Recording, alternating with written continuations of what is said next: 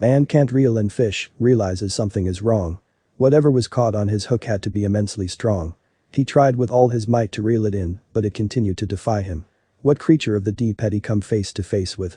Ah, the great outdoors, and there's no better continent on which to enjoy the marvels of nature as Australia. Trent was fortunate to live in a beautiful part of the Northern Territory, in a town called Catherine.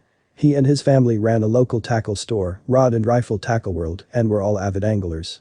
Trent loved nothing more than sailing out on the Victoria River and reeling in a catch. It just so happened that he had a few days off in October, just before the Halloween weekend.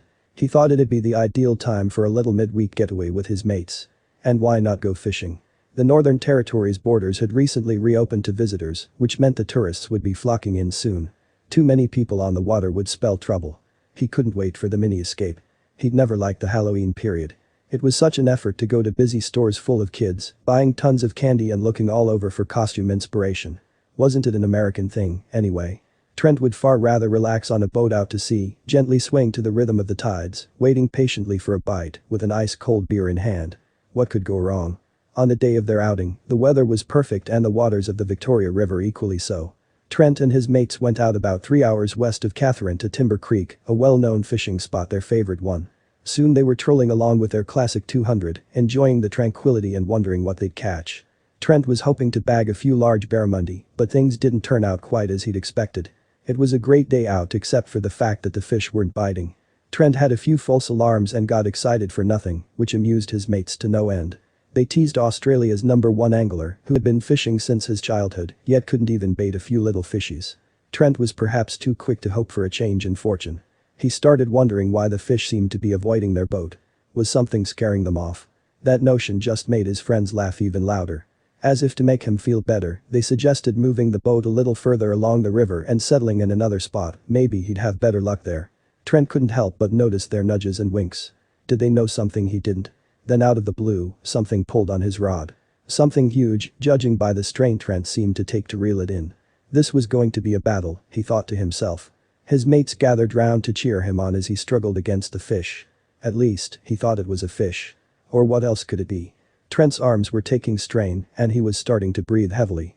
He didn't know what was caught on the hook, but he was determined to bring it in. And he wasn't about to lose his gear. Like a tug-o-war, it was Trent against whatever was in the murky water. It was still too deep under for him to see what exactly was putting up this fight.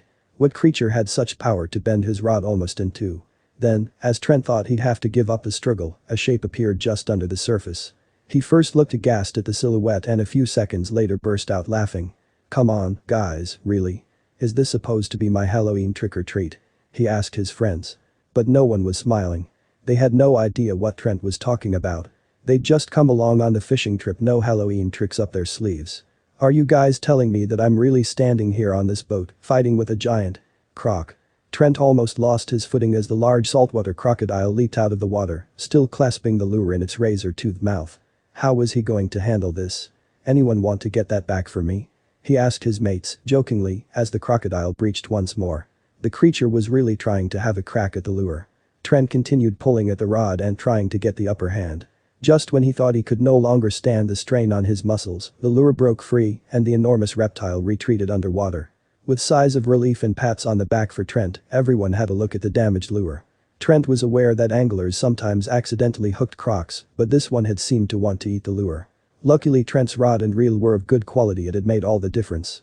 Even when hooking a big barramundi, you wouldn't want your gear to fail.